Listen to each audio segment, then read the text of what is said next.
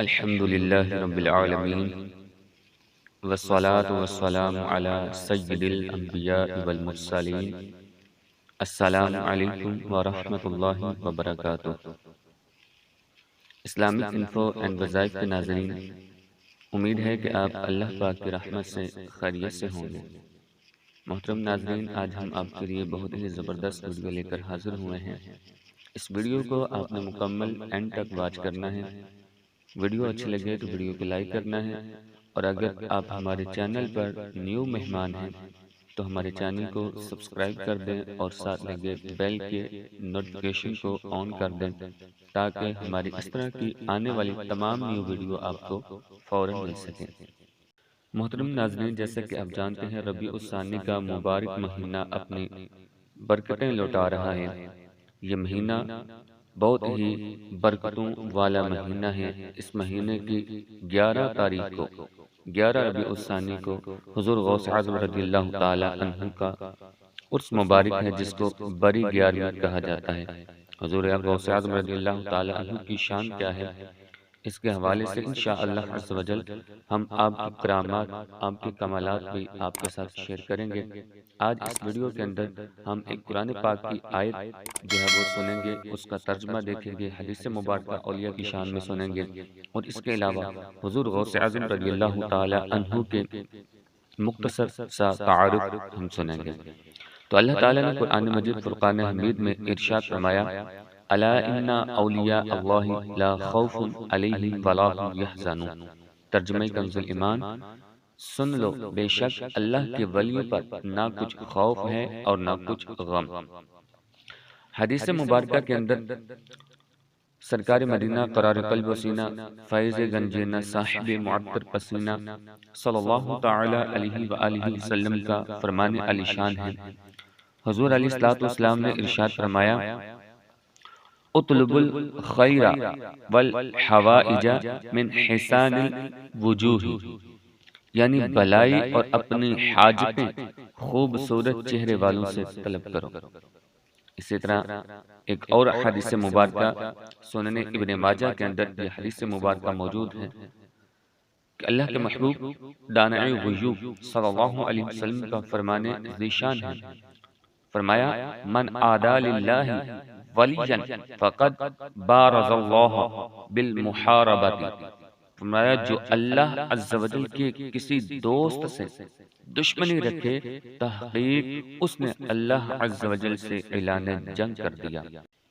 تو محترم ناظرین، دیکھا آپ نے کہ جو بندہ اللہ عز و جل کے کسی دوست کے ساتھ، دوست مطلب ولی کے ساتھ بغض رکھتا ہے، تو وہ اللہ کے ساتھ اعلان جنگ کرتا ہے۔ سرکار بغداد حضور غوث پاک رحمت اللہ تعالی علیہ کا اسم مبارک عبد القادر، آپ رحمت اللہ تعالی علیہ کی کنیت ابو محمد اور القابات محی الدین، محبوب سبحانی، غوث الثقلین، غوث العظم وغیرہ ہے۔ آپ رحمت اللہ تعالی علیہ 470 ہجری میں بغداد شریف کے قریب قصبہ جیلان میں پیدا ہوئے، اور 561 ہجری میں بغداد شریف ہی میں وصال فرمایا۔ آپ رحمت اللہ تعالی علیہ کا مزار پر انوار عراق کے مشہور شہر بغداد شریف میں ہے۔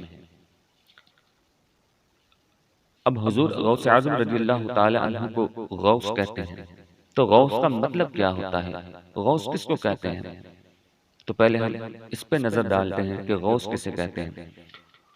غوث غوثیت، بزرگی کا ایک خاص درجہ ہے۔ لفظ غوث کے لغوی معنی ہے فریاد رس، یعنی فریاد کو پہنچنے والا۔ چونکہ حضرت شیخ عبد القادر جیلانی رحمت اللہ تعالی علیہ غریبوں، بے کسوں اور حاجت مندوں کے مددگار ہیں، اسی لیے آپ رحمت اللہ تعالی علیہ کو غوث اعظم کے خطاب سے سرفراز کیا گیا، اور بعد عقیدت مند آپ کو پیران پیر دستگیر کے لقب سے بھی یاد کرتے ہیں۔ حضور غوث اعظم رحمت اللہ تعالی علیہ اپنے والد ماجد کی نسبت سے حسنی ہیں۔ سلسلہ نسب یوں ہے، سید محی الدین ابو محمد عبد القادر بن سید ابو صالح موسیٰ جنگی دوست، بن سید ابو عبداللہ بن سید یحییٰ، سید محمد بن سید داؤد بن سید موسیٰ ثانی، بن سید عبداللہ بن سید موسیٰ جون، بن سید عبداللہ محد، بن سید امام حسن مثنى، بن سید امام حسن بن سیدنا علی المرتضی شیر خدا کرم اللہ تعالی وجہہ الکریم۔ اور آپ رحمت اللہ تعالی علیہ اپنی والدہ ماجدہ کی نسبت سے حسینی ہیں۔ آپ رحمت اللہ تعالی علیہ کا خاندان صالحین کا گھرانہ تھا۔ آپ رحمت اللہ تعالی علیہ کے نانا جان، دادا جان، والد ماجد، والدہ محترمہ، پھپھی جان، بھائی اور صاحبزادگان سب متقی و پرہیزگار تھے۔ اسی وجہ سے لوگ آپ کے خاندان کو اشراف کا خاندان کہتے تھے۔ آپ رحمت اللہ تعالی علیہ کے والد محترم حضرت ابو صالح سید موسیٰ جنگی دوست رحمت اللہ تعالی علیہ تھے۔ آپ کا نام سید موسیٰ، کنیت ابو صالح اور لقب جنگی دوست تھا۔ آپ رحمت اللہ تعالی علیہ جیلان شریف کے اکابر مشائخ کرام میں سے تھے۔ تو محترم ناظرین، دیکھا آپ نے کہ حضور غوث اعظم رضی اللہ تعالی عنہ کی والدہ بھی، آپ کی والد بھی، آپ کے دادا جان، نانا جان، پھوپھی جان، آپ کے صاحبزادگان تمام کے تمام پرہیزگار، متقی پرہیزگار تھے۔ آپ رحمت اللہ تعالی علیہ کا اتنا مقام ہے، آپ کی اتنی کرامات ہیں کہ انشاءاللہ عز و جل آپ سنیں گے تو آپ کا ایمان تازہ ہو جائے گا، جو انشاءاللہ عز و جل ہم اپنے چینل پر لے کے آنے والے ہیں۔ آپ کی 11ویں کی نسبت سے انشاءاللہ عز و جل 11 دن تک ہم روزانہ آپ رحمت اللہ تعالی علیہ کی کچھ کرامات جو ہے وہ آپ کے ساتھ شیئر کریں گے۔